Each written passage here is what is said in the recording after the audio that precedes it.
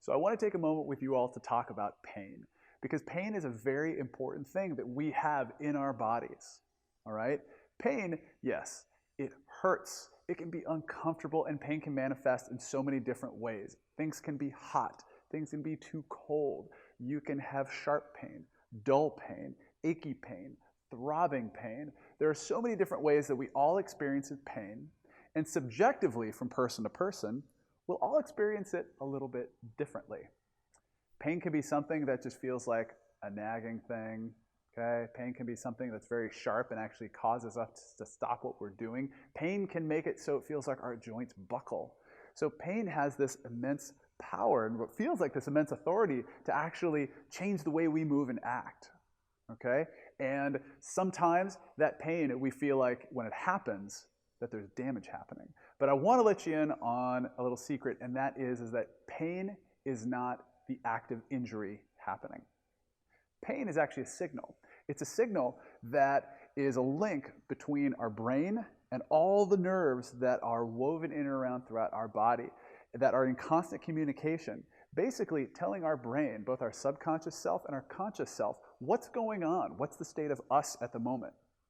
And then based on our experience with that pain, like say, you've had an ankle sprain before in the past, you've had some low back pain in the past, you've gotten a paper cut in the past, you've had different ways to experience pain and discomfort.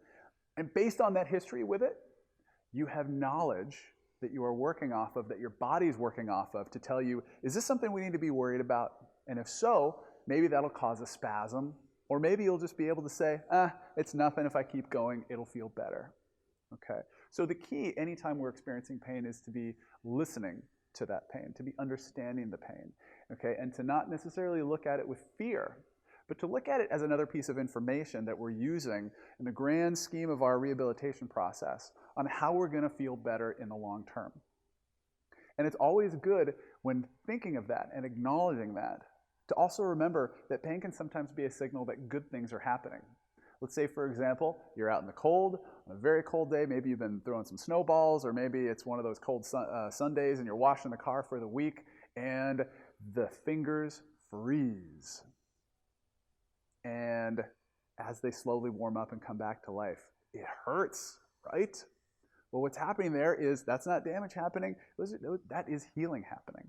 And so sometimes if we reframe things subtly, that allows us to put that pain in perspective so that way we can succeed in utilizing it as just another tool of information in the long run to help us feel better, to help us move better, to help us perform better, and to help us achieve all the goals that we want.